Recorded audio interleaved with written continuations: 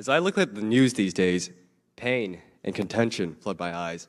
Conflicts between Israel and Palestine, Armenia and Azerbaijan, Russia, Ukraine, China and Taiwan, and Afghanistan and Yemen, where blood is shed on a daily basis.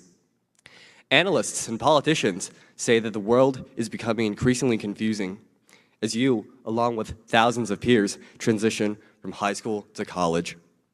Questions can come to mind, of course. How do I deal with a new environment? How should I choose a career path? Or, more importantly, where and what is the truth? As a Wheaton Academy student, you probably have an answer to that question. You've sat through bi-weekly chapels and Bible classes and probably heard B. Hoagie utter John 3:14 over 100 times. But there are millions upon millions out there who don't have a response to the chaos of the world.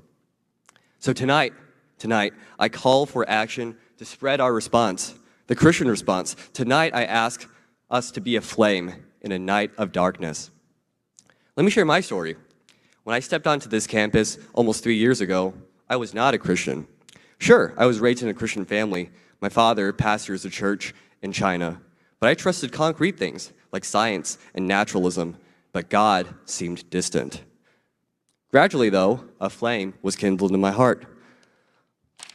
I saw God through friends, mentors, detailed Bible studies, and through science and nature. I beheld Creator through creation. Gradually, I went from an unbelieving prodigal to a wholehearted Christian with a kindled heart.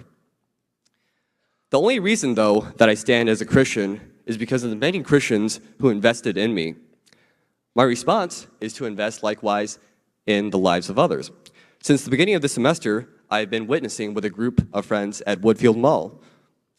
Like flames in a dark night, we were a few teenagers trying to engage in conversation, and almost half of the time facing rejection. But like salmon braving the upstream current, we shared about Christ amid the crowds. And so, conversation after conversation, I spoke with people from all walks of life.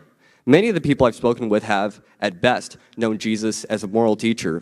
But fortunately, many are genuinely excited to hear about the gospel. During these conversations, I witnessed people praying for the first time, deciding to go to church that weekend, and some even coming to Christ. I stayed in touch with those I spoke with. Some of them are still seeking, and others have become Christ followers, which is why I'm more than moved to see a spark ignited in the hearts of these people, a bringing together of the kingdom of God. So, if so many of us can muster the courage to take action and to share faith, you can too. Maybe it's sharing the gospel with an unbelieving friend, or maybe it's starting a Bible study, or maybe it's evangelizing at a mall. There's no point in fearing rejection because it's not about ourselves. But in God, all things are possible. Evangelism, the effort to advance the kingdom of God, is not a privilege, but a duty. It's not special, but a norm.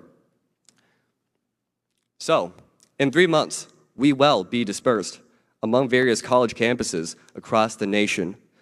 I invite you to endeavor to make a difference. I invite you to muster the courage to share the gospel by words and by actions.